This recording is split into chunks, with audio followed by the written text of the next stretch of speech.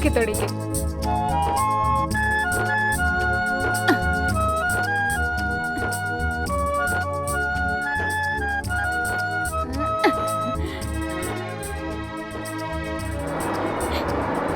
ये आम देखो कितना बढ़िया बा। अब दूसर तोड़ेंगे।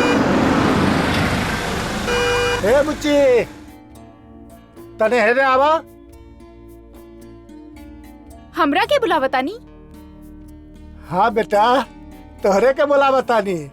है ना आवा? गाड़ी? अब मजा आई।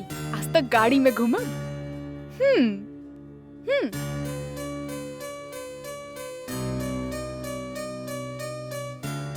जी कहीं का बात बा? बेटा हमरा राकेश सिंह के घर जाए के बा। देखी बेटा बेटा कह के हमनी से कोनो रिश्ता जोड़े की जरूरत नहीं खे। रही बात राकेश सिंह के घर जाए के, तो हम राउर लोग के मदद कर देब। पर तनी इता बतावा कि कौने राकेश सिंह के घरे जाए के बा? अरे उहे फौजी राकेश सिंह जे 8 साल पहले शहीद हो गए रहलन। अच्छा, तो रउआ लोग के फौजी राकेश सिंह के घरे जाए के बा? हाँ बेटा। ओइसे हमनी के केहू से रिश्ता जोड़े के शौक नहीं खे, लेकिन रउआ अगर हमनी के बेटी कह सकेली तो हम भी रउआ के बाबूजी कह सकेली का? हाँ हाँ बेटा, तू हमरा बाबूजी कह सकेला, हमरा बड़ा निमन लागी। ठीक बा बाबूजी। बाबूजी हम तो रउआ के राकेश सिंह के घर ले जाए, लेकिन रउआ गाड़ी में और हम पैदल, ई कैसे संभव बा बाबूजी? कहता हमनी नीचे उतर जाई? ना ना ना ना ना, एकर उल्टा भी तो हो सकेला। हम रउआ के गाड़ी में बैठ जाइब और रउआ के राकेश सिंह के घरे ले जाइब, तो का है ना, तो हर टाइम बच जाई और जल्दी भी पहुंच जाइब। का बाबूजी? हाँ बेटा, आवा आवा, बैठा, चलो जल्दी आवा, बैठा आवा। चल जल्दी, तू हर से आवा, बैठ। हाँ बैठा बैठा, आवा। हाँ चला। ए ड्राइवर, चला गाड़ी चलावा। अरे बेटा, ई ड्राइवर ना हमार पाहुन हो हन। रुको रुको रुको रुको रुको।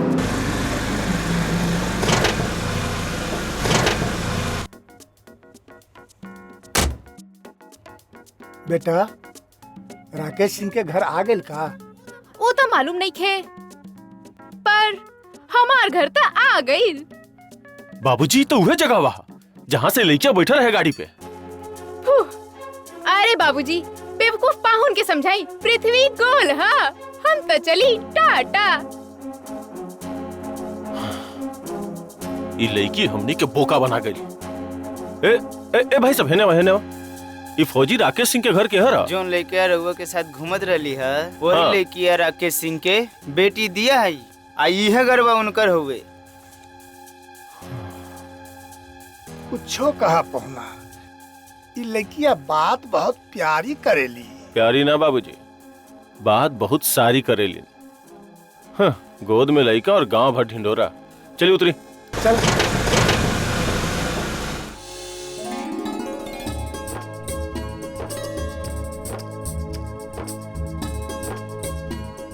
भौजी, दिया बेटी हमरा बहुत पसंद बारी। हम चाहते हैं कि एकरा अपन घर के बहू बना के ले जाइए, लेकिन का? भौजी, हमार लड़का के राउर लड़की संगे जोर नहीं खे। चौंकी मत भौजी, तोहार लड़की में कोनो खोट नहीं खे। अरे खोट तो हमार लड़का में बा। सोचा तानी अपन दोस्त के दिहल वादा कैसे पूरा करी। जब हुए वादा कर चुकन बाड़न तो तोड़े वाला हम के बानी। हम अपन बेटा के सच्चाई रुआ के बतावल चाहता नहीं। हमार बेटा ड्रग रखे के इल्जाम में अपना कॉलेज से रेस्टिकेट हो गइल बानी। हमार लड़का 24 घंटा शराब के नशा में डूबल रहेला।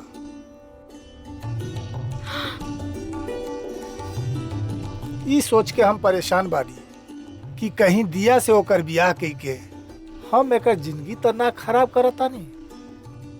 देखी हर माँ बाप अपना औलाद के बुराई छुपावेला, लेकिन रउआ तो सच्चाई बता के ये साबित कर देनी कि हमार बेटी रउआ घर के बहू ना बेटी बन के चाहिए। हाँ तो भौजी हम ई रिश्ता के पक्का समझिए।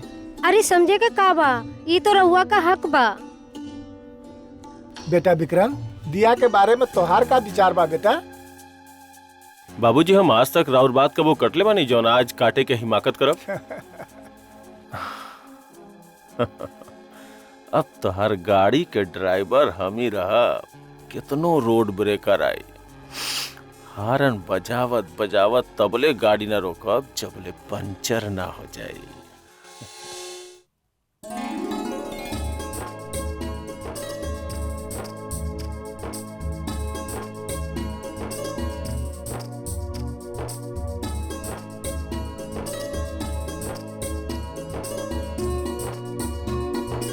का राज, लड़की पसंद भी है ना?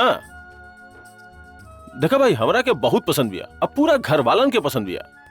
एगो बात कही, ऐसा लड़की आस पास के गांव में खोजलो पे ना मिली। का जोड़ी लगी तोहार, एकदम बढ़िया है। तो रिश्ता पक्का समझी ना? हाँ? वाह साले साहब।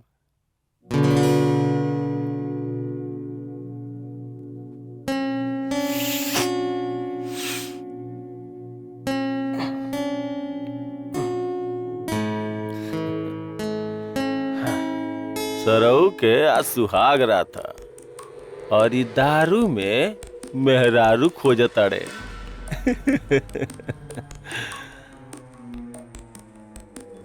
बेचारी, हमरा के तेकर मेहरारू पे तरस आवता। हाँ? अरे ससुरी देह भी बहुत दुखाता। चला सरऊ पिया, तहार जिंदगी पियही पे कटी।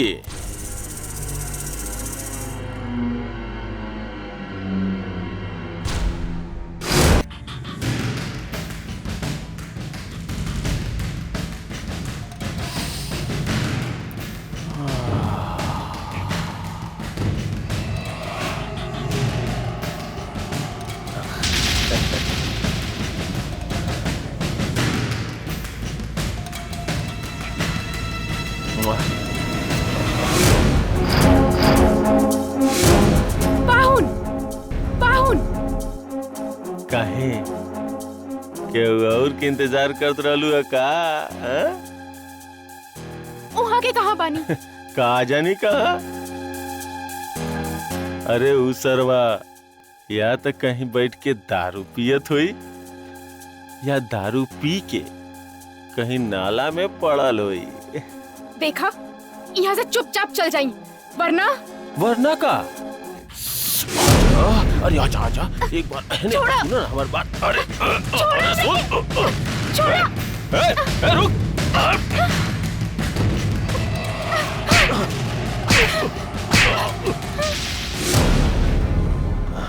ई थप्पड़ के हमेशा याद रखी है विक्रम सिंह। कौनो सुहागन और कौनो नागिन के कबो परेशान मत करिया,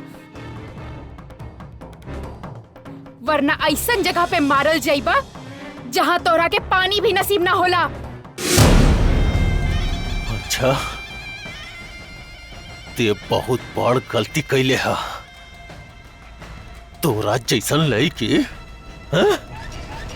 हमरा के थप्पड़ मार के बच जाई, काट देम ना। ई तोर बहुत बड़ भूल रहे। अभी थप्पड़ के गूंज तोहरा पूरा जिंदगी सुनाई दी। तू कौड़ी के फौजी के लड़की औकात में रह के बात करो विक्रम सिंह। हम ई घर के बहू, मान, प्रतिष्ठा, इज्जत हई। तोहार जैसन घर जमाई बन के 2 वक्त के रोटी तोड़े वाला कुत्ता नहीं। हमार औकात दिखावत अड़ीस तोरा के बहुत महंगा पड़ी। ते याद रखिए हमार बात। तोरा हम कहीं के ना छोड़ब। फौजी के 2 कौड़ी के लड़की। तो सुना विक्रम सिंह, हमार बाबूजी भी सरहद पर भारत माता के आबरू लुटे वाला के सीना में गोली मार देत रहलन। अगर तू अपन गंदी नजर हम पर दोबारा डालब तो याद रखिया, हम भी उ फौजी के बेटी हई, छतरानी हई हम। तोहर सीना पे लात रख के तोहर माथा पे इतना गोली मारब तोहर राम नाम सत्य हो जाई। प्रणाम बाबूजी। बाबूजी इला गर्मा गर्म चाय। ई का जानकी, बहू काल्हे आइल, आज काम शुरू? अरे बाबूजी एगो बात बताई, रउआ हमरा के ए घर में बहू बना के लाइल बानी या फिर बेटी? बेटी। तो फिर बेटी के अपन फर्ज पूरा करे दी। अरे ना बेटा, वो बात नहीं खे। जब तू काम करे लगबू तो घर के नौकर चाकर का करी? नौकरन के हाथ के तो बहुत खैली बाबूजी, अब अपन बेटी के हाथ के खाई। बहुत जल्द सरदार मिल्खा सिंह बन जाई। ना बेटी ना, ऐसा बात नहीं खे। हमरा ओलंपिक में नहीं खे जाई के। जा जाके राज के जगावा। अब ही जाता नहीं बाबूजी, लेकिन सबसे पहले माई बाबूजी के सेवा, फिर बाद में पति के सेवा। अभी जाता नहीं। ठीक बा।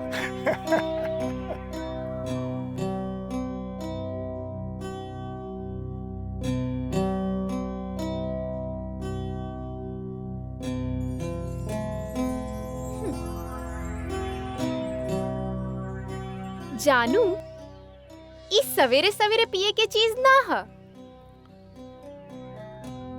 जा नू, तू हमरा के बताइबू कि सवेरे सवेरे का पिए के चाही? जानू, राउर पूरा हक बा, जौन मर्जी करा, पर राउर मेहरारू होके के नाते हमारे इतना तो हक बा। सवेरे सवेरे इस शराब के बदले राउर के चाय पिया दी। अच्छा, जौन काम हमर मतारी बाप ना करा सकल हा, अब तू हमरा से करेबू। ना बाबा ना, हम ऐसन गलती कबो ना करब। पर शराब पिए से पहले तनी नहा धोला। हाँ, अब हमरा खातिर इतना तो कर सकेली ना। चला अब जल्दी उठा, नहा धो के चाय पी ला। चला हटा यार, चला। हमरा के ना नहाए में। अरे चला ना, चला। अरे चला ना जानू, चला उठा उठा, हमरा के चला ना उठा। जाए के बा, कह देली ना। अरे हमर चला दिमाग खराब चला मत करा। चला, बाथरूम में जल्दी से ब्रश करके नहा लो। चला जा, हम साबुन लेके आवतानी।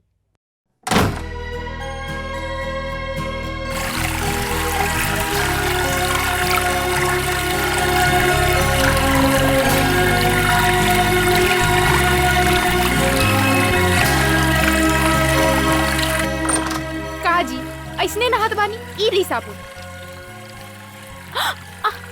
ओहो, ई का कहली?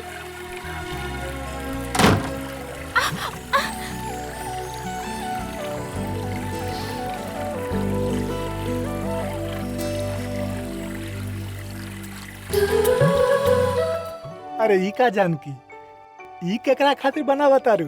अरे ई हम अपन उहोए वाला पोता खातिर स्वेटर बुनतानी। जानकी तू न, अरे अभी कुछ अता पता है ये नहीं के, और तू माई बाबूजी, हम तनी घूम के आवा तानी, थोड़ा मन बहल जाई। जा बेटा, जा घूम के आ जा। तू ठीक कहत रहलू जानकी, बहू के आबे से राज धीरे धीरे सुधर जाई। हम रउआ के पसंद के दाद देता नी। हमके लागता दिया ए घर के लक्ष्मी बन के आयल बिया, और हमनी के घर स्वर्ग से सुंदर हो जाई। हाँ जानकी, पत्नी के आवे से जीवन सवर जाला।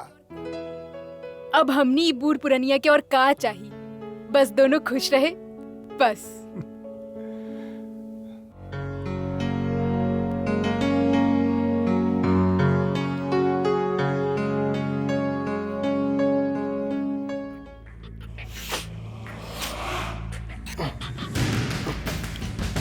का हो रहल बा राज? हाँ, अरे अरे एकरा में छुपावे वाली कौन बात बा? हर मर्द अपन मेहरारू के चिट्ठी लिखेला। अरे भाई, हमू शादीशुदा बानी। हाँ, मेहरारू से जुदाई के एहसास का होला हमरा मालूम बा। और फिर नया नया शादी में तो 4 दिन के जुदाई भी 14 वर्ष के बनवास लागेला। ऐसन बात नहीं खे बा जीजू। देखो भाई, हम तो केकरो के चिट्ठी नहीं लिखले, लेकिन लगा था कि तहार दिन रात खाली चिट्ठिए लिखले में बीता था। अरे यही से तो 4 दिन में 4 महीना के चिट्ठी एक बेरी कुरियर कर देले बानी। ला देखो ई का है जीजू? अरे भाई तोहर ससुरारी के कुरियर बा, यही से हम खोल के ना देखनिया। तुम्हें देख ला, पढ़ ला।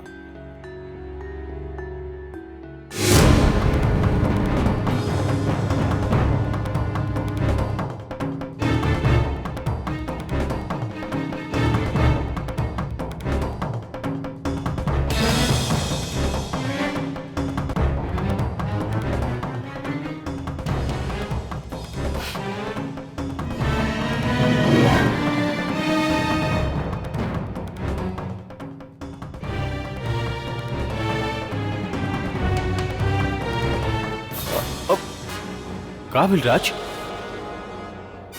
का भेल?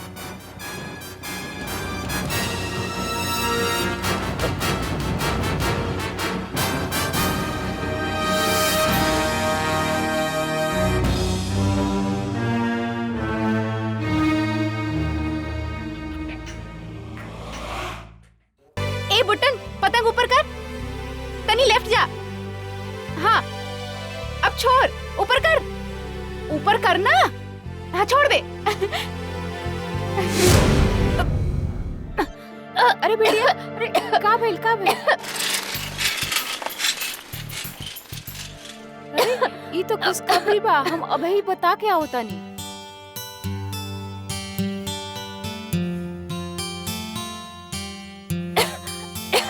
मालकिन गांव भर में मिठाई बांटा, आप नाने बनी वाले बानी। का? अरे बेटा, तुम्हारा लेटर आयल बा, ई पर साइन कर दियो। हाई पकड़ा डाकिया बाबू, और ई ल 10 गो रुपया। तोहार पाँव बड़ा शुभ बा, तोहार औते ही हमरा घर में खुशखबरी आ गई। माई, हाँ ई का है माई? देखा, दिखावा।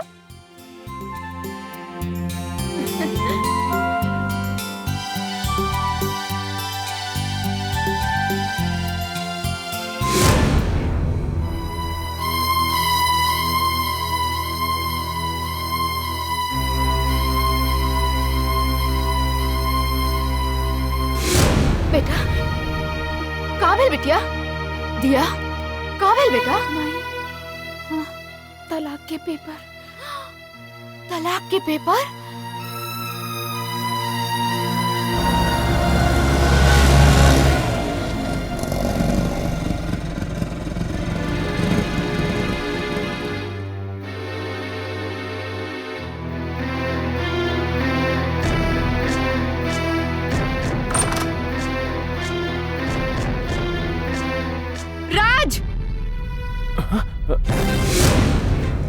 राज, ये सब का है राज? ये पेपर अनपढ़ हो या फिर आनहर? ई तलाक के पेपर है, एकरा पर साइन कर और चल हमरा के मुक्ति दे। लेकिन काहे जी? आखिर हमार कसूर का बा? तोर कसूर इहे बा कि तोर हमरा से ब्याह भइल बा।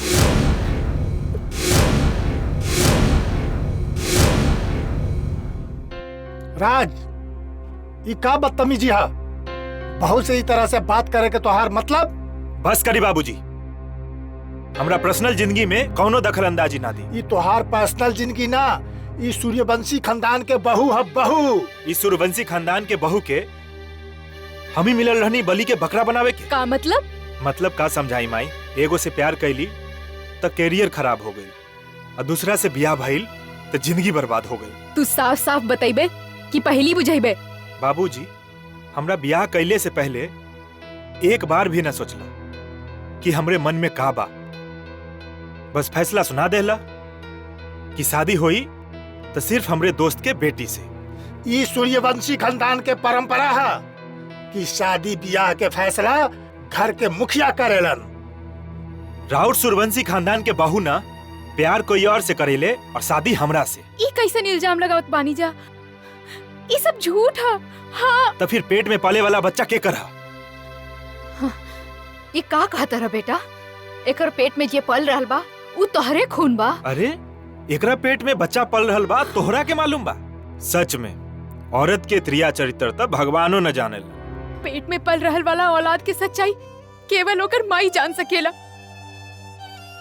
कि उ केकर है। और एक सुहागन खातिर ओकर सबसे बड़ा दौलत सिर्फ ओकर सुहाग और ओकर बच्चा होला।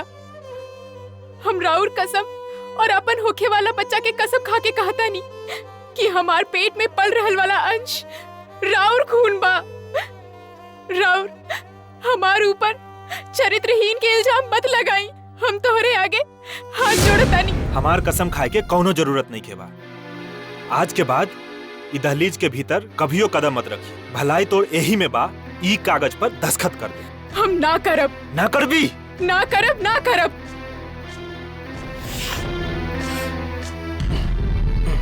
ना। चले जैसे फैसला कोर्ट में।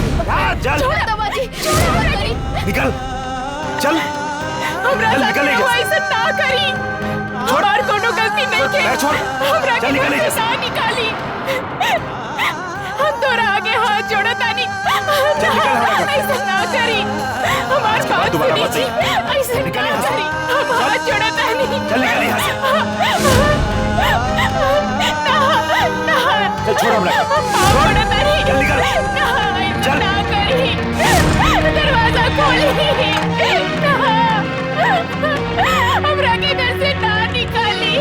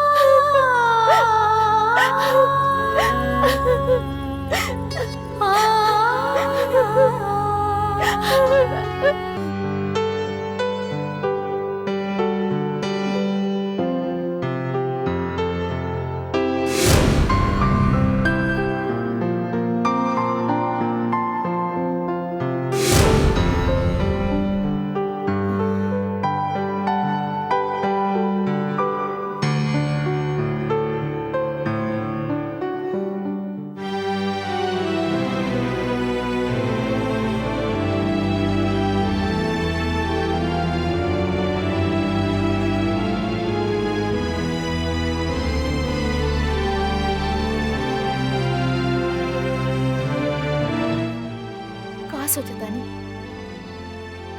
जिया हमरा से तोहार दुख देखल नहीं खेजात।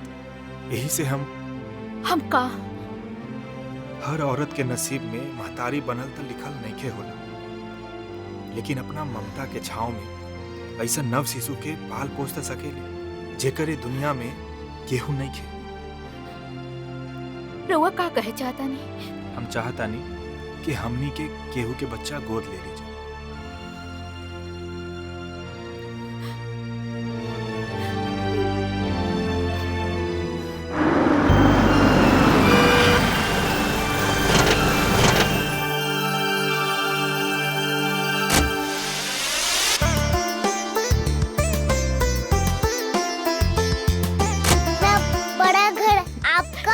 हाँ बेटा।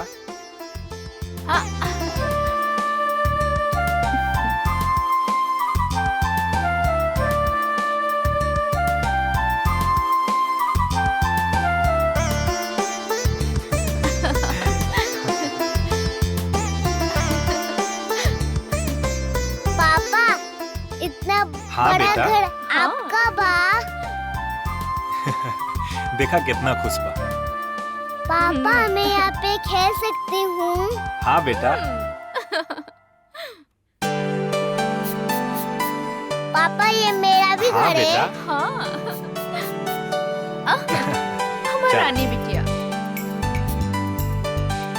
पापा ये कौन है? आबा सबसे हम परिचय करा दें। ये कौन सी भाषा है? भोजपुरी भाषा है, हम लोग के शान और पहचान है। वेरी स्वीट, आप बहुत अच्छे हो। लेकिन कुछ लोग के नजर में हम भोजपुरिया लोग बबूल के काट नियन चुभे नहीं जाते। अच्छे लोग सबको अच्छे लगते हैं, बुरे लोग सबको बुरे लगते हैं।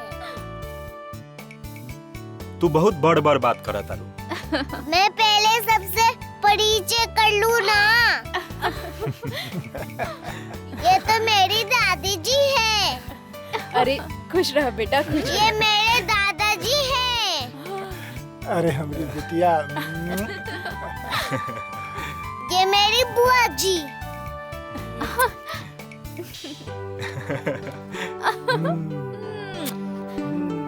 अच्छा बेटी बतावा, तो के कैसे मालूम पड़ल ये दादाजी हमन, ये दादी माँ है और ये बुआ है? वेरी सिंपल मम्मी, घर में आने से पहले बताया था कौन कौन है।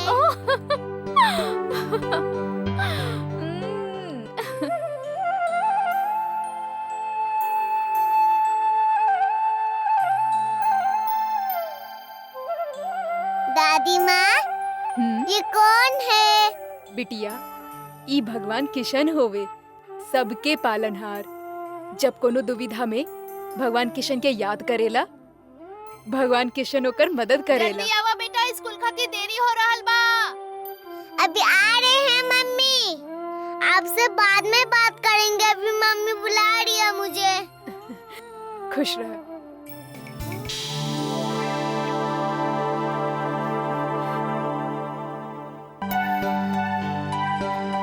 चल देर हो गई।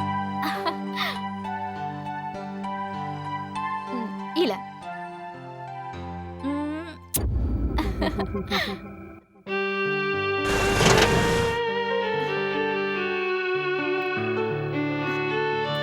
बाय बेटा, bye. Tata, bye bye mummy. Tata.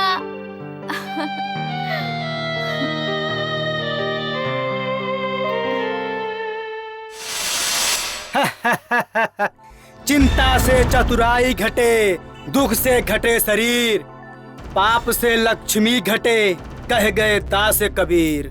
Tension छोड़ा बाबू साहब, हुकुम करा, जिंदगी के प्रॉब्लम चुटकी बजौते सॉल्व हो जाई।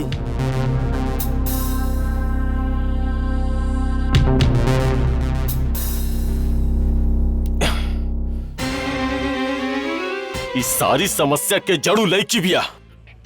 वो जब से छुटकी आयल बिया, हमार सनी के 7:30 शुरू हो गई बा। इस समस्या के सिर्फ और सिर्फ एक ही उपाय बा, न रही बांस न बाजी बांसुरी।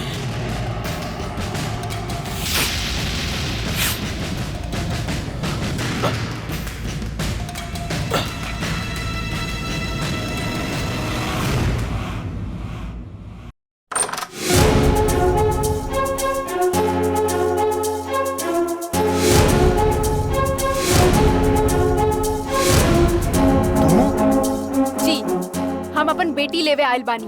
का? हाँ, ई देखा।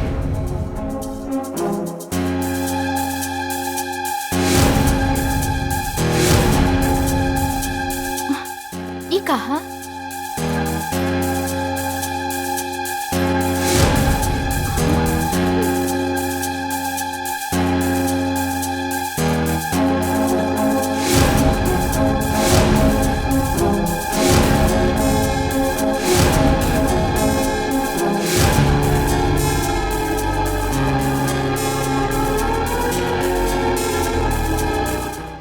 आपन पसंदीदा फिल्म देखे खातिर डाउनलोड करी दंगल प्ले ऐप।